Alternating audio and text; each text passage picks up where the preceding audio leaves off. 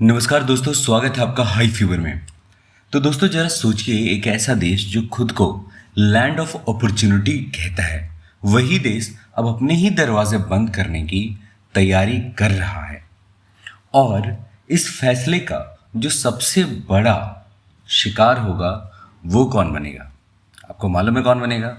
आप सोचेंगे चाइनीज होंगे, मैक्सिकन्स होंगे। जी हाँ, बिल्कुल भी नहीं।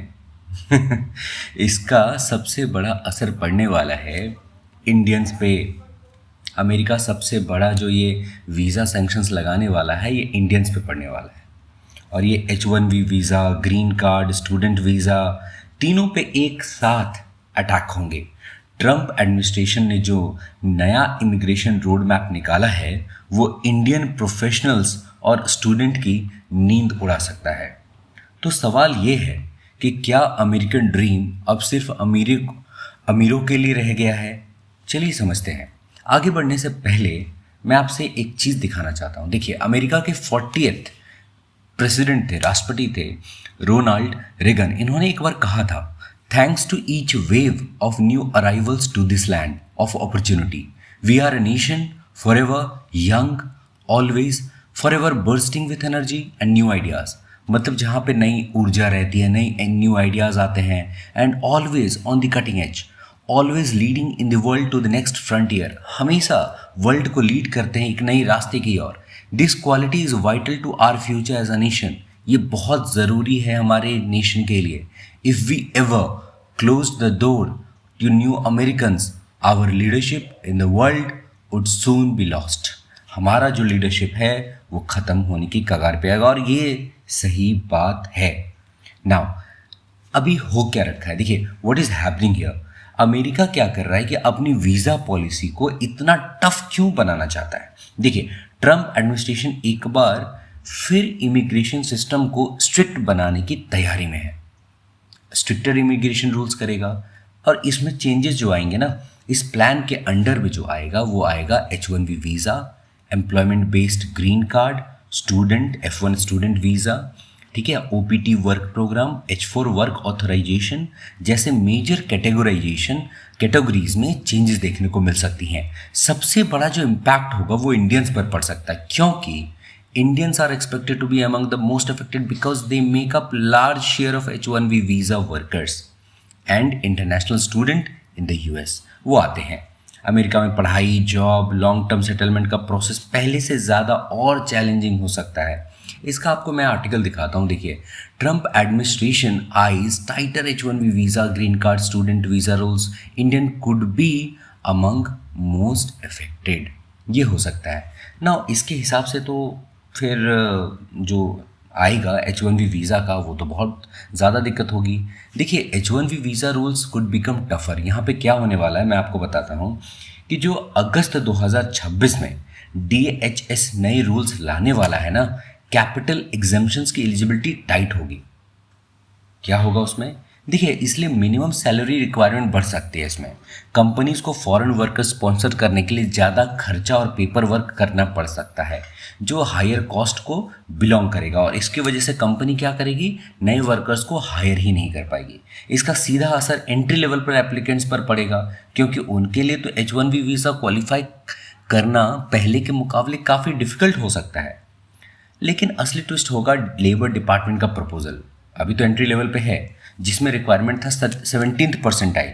नया रूल कितना आपको कहता है मालूम है? 17th परसेंटाइल से सीधा बढ़ा करके 34th परसेंटाइल कर दिया गया है। इसका मतलब सिंपल है, 21 से 33% तक आपको ज़्यादा सैलरी देनी पड़ेगी, और जब कॉस्ट बढ़ेगी तो कहाँ से कंपनी उसको हायर करेगी? देखिए, इसके बाद ना मैं आपको एक चीज़ और इम्पॉर्टेंट बताऊंगा। देखिए, ये आर्टिकल को भी आप देख लीजिए कि higher wage requirements, changes to green card process, department labour also working on a proposal to raise prevailing wage levels. मैं आपको हर चीज़ पूरा प्रूफ के साथ बताता हूँ। इसके साथ में जो इम्पॉर्टेंट मैं आपको बात बताने वाला हूँ, ऐसी बात जो शायद आपको पता भी नहीं होगा, जिसकी बात कर रहे हैं हम, वो है H4EAD वर्क परमिट चेंजेस। मतलब ये क्या है? ये वो वर्क परमिट है जो 1B होल्डर्स के स्पाउसेस को मिलता है, यानी पत्नियों को मिलता है, और इस समय इस तरह से इससे फ़ायदा उठा रहे हैं लगभग 1 लाख इंडियन स्पाउसेस, जिनमें ज़्यादातर महिलाएं ही हैं। ऐसा नहीं होता कि महिलाएं को पति लेकर के भी साथ में चली जाती हैं, ऐसा होता है बट कम है। नए रूल के तहत में क्या होगा कि ऑटोमेटिक एक्सटेंशन जो है ना वो बंद हो जाएंगे। मतलब अगर ईएडी एक्सपायर हो गया तो रिन्यूअल अप्रूवल होने तक काम करना बंद करना पड़ेगा। और असली प्रॉब्लम ये है, रिन्यूअल सिर्फ एक्सपायरी के 180 दिन तक ही काम कर सकेगा। 180 दिन, इसके बाद क्या होगा दोस्तों, ख़त्म। और जो जबकि USCIS का जो प्रोसेसिंग टाइम है इससे ज़्यादा लग सकता है, तो सीधा रिजल्ट क्या हुआ, जॉब गैप्स और कई केसेस में तो जॉब लॉस होंगी ना। इससे आपको क्या समझ में आता है कि क्यों इंडियंस इतना ज़्यादा हिट हार्ड हो रहे हैं।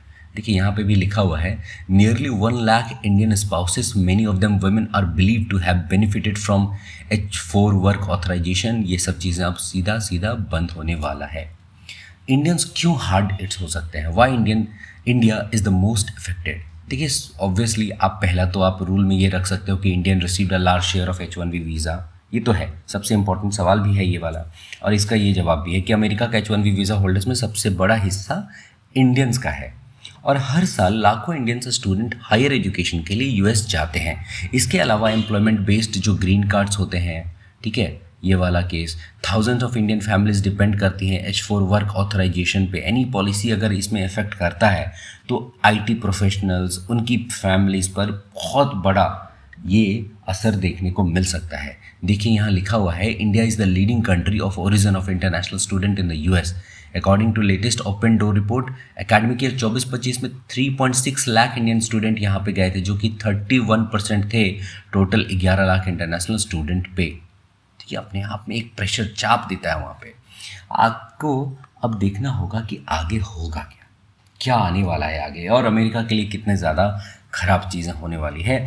अभी एक बात समझना बहुत ज़रूरी है, ये चेंजेस फ़िलहाल अभी जो है प्रपोज्ड पॉलिसीज़ हैं, यानी इन्हें ऑफिशियल रूल्स बनाने के लिए फॉर्मल प्रोसेस से गुजरना होगा। जब प्रोसेस से गुजरना होगा तो क्या होगा, लेकिन अगर ये इम्प्लीमेंट होते हैं तो वीज़ा एप्लीकेशंस की स्क्रूटनी काफ़ी बढ़ सकती है, अप्रूवल्स में डिले आ सकते हैं, और कंपनीज़ और यूनिवर्सिटीज़ को भी नए रेगुलेशंस के हिसाब से अपनी पॉलिसीज़ को बदलनी पड़ सकती है।